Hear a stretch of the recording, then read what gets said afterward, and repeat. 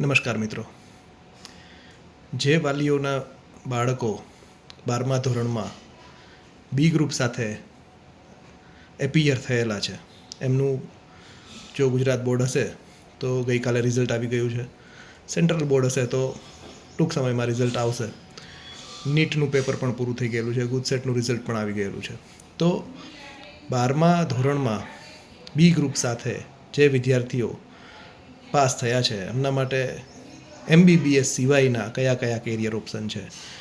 લગભગ બધા B group MBBSમાં admission લેવા માટે રાખતા હોય છે, પણ MBBS સિવાય ડેન્ટિસ્ટ્રી છે, ફિઝિયોથેરાપી છે, આયુર્વેદિક છે, વેટરનરી છે, હોમિયોપેથી છે,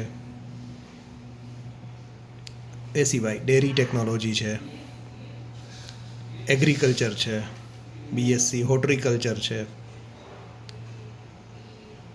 DMLT છે, અને અમુક એન્જિનિયરિંગની બ્રાન્ચો છે જેમ કે એન્વાયરમેન્ટલ એન્જિનિયરિંગ છે, બાયોમેડિકલ એન્જિનિયરિંગ છે વગેરે પણ બી ગ્રુપના વિદ્યાર્થીઓને એડમિશન આપતા હોય છે. ફાર્મસી એ પણ સારો સ્કોપ છે ફાર્મસીનો પણ, અને બી ફાર્મની સાથે સાથે ફાર્મ ડી જે ઇન્ટિગ્રેટેડ 5 વર્ષનો કોર્સ છે એની એબ્રોડમાં પણ સારી ડિમાન્ડ છે. આમ બી ગ્રુપના વિદ્યાર્થીઓએ, અને બેઝિક સાયન્સ તો છે જ, BSc with biology or physics or chemistry એ પણ છે, અને આમ અનેકવિધ ઓપ્શન જે છે વિદ્યાર્થીઓ માટે ખુલ્લા છે.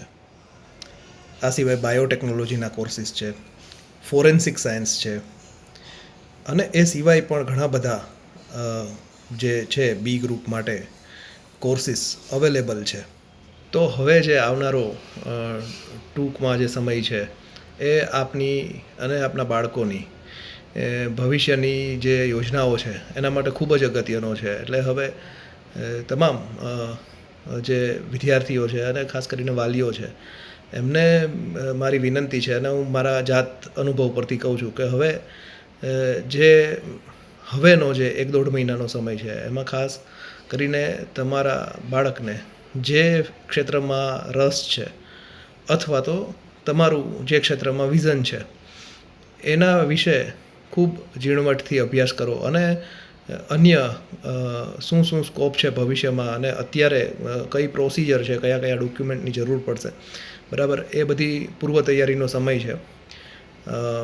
જે આપણું ગુજરાતનું પોર્ટલ છે મેડિકલ કાઉન્સેલિંગનું, એની સાથે સાથે હોમિયોપેથિક આયુર્વેદિક નર્સિંગના કાઉન્સેલિંગનું મેડ એડમિન ગુજરાત, તો એના પર તમને ઓલરેડી લાસ્ટ યર કયા કયા ડોક્યુમેન્ટ્સ રિક્વાયર હતા, બરાબર, એવી જ રીતે કામધેનુ યુનિવર્સિટીની વેબસાઇટ પર પણ એડમિશન માટે કયા કયા ડોક્યુમેન્ટ રિક્વાયર્ડ છે, અને એગ્રીકલ્ચરલ યુનિવર્સિટીઝની વેબસાઇટ પર પણ છે, ACPCના કાઉન્સેલિંગમાં કયા ડોક્યુમેન્ટ્સ રિક્વાયર્ડ છે, બધો અભ્યાસ કરી અને બધું સાહિત્ય, બધું મટીરિયલ, બધા ડોક્યુમેન્ટ્સ, ફોટોગ્રાફ્સ જે કંઈ પણ ભેગું કરવાનું છે ભેગું કરો. એની એક સોફ્ટ કોપી બનાવો, એને તમારી ગૂગલ ડ્રાઈવ કે વન ડ્રાઈવ પર રાખો, ઈમેલ પર રાખો, વોટ્સએપ પર રાખો.